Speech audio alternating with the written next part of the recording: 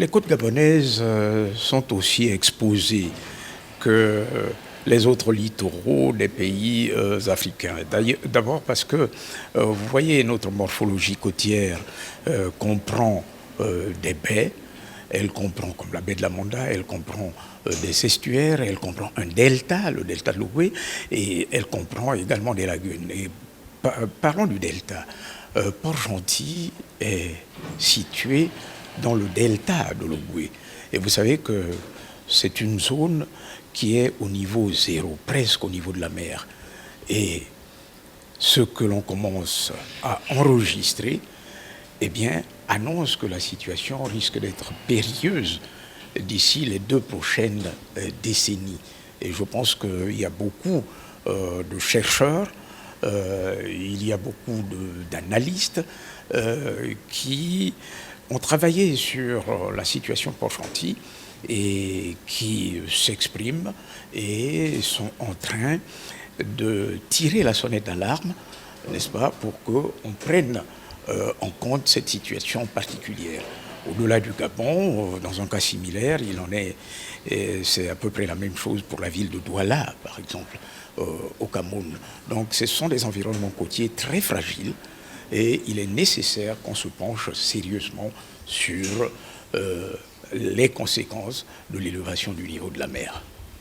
Le thème de notre séminaire est Aménagement côtier et gestion du littoral, co-organisé par le CERGEP de l'Université Honore Bongo, que je dirige, et le ministère des Affaires étrangères.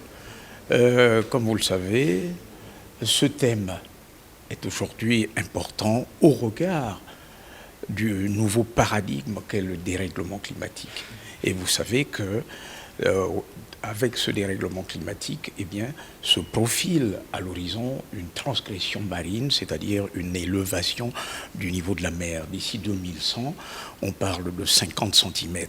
À partir de là, vous comprendrez que les zones côtières qui sont aujourd'hui importantes en tant qu'établissement humain, en tant qu'établissement urbain aussi, et en tant que zone de production agricole à travers les grands deltas du monde, sont appelés à être menacés.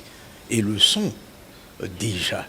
C'est la raison pour laquelle cette activité, qui est une activité de formation, qui est une activité d'information et d'échange, est importante pour que des experts puissent analyser la situation des environnements côtiers et savoir comment les aménager. Donc, les aménager, eh bien, nous allons étudier tout cela avec des préconisations et des rémédiations à faire au gouvernement gabonais, mais solutions ou recommandations valables également pour l'ensemble des États africains, parce que le problème n'est pas que gabonais, il est un problème mondial. Et en tant que problème mondial, il nécessite une solidarité de l'ensemble des États pour trouver les solutions adéquates pour faire face aux cataclysmes avec ces conséquences désastreuses qui se profilent. Les zones côtières se caractérisent par leur complexité, leur sensibilité et leur vulnérabilité.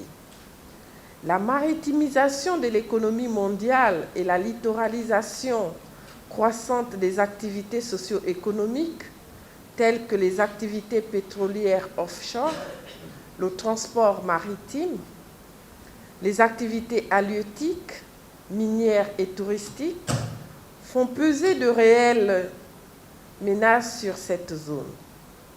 Or, la Convention des Nations Unies sur le droit de la mer, adoptée en 1982 à Montego Bay, et entrée en vigueur en 1994, impose aux États une obligation générale de prévention de la pollution et de préservation des milieux marins et côtiers. Avec plus de 60% de sa population répartie sur les 953 km de façade maritime que compte le Gabon, l'adaptation de l'aménagement et l'occupation des espaces littoraux deviennent une nécessité. Les résultats des échanges que vous aurez ces 2 jours durant devraient vous permettre, j'en suis convaincue, d'être en mesure de cerner précisément les interactions qui existent entre les différentes composantes de la zone côtière et la multiplicité des usages et de ses acteurs.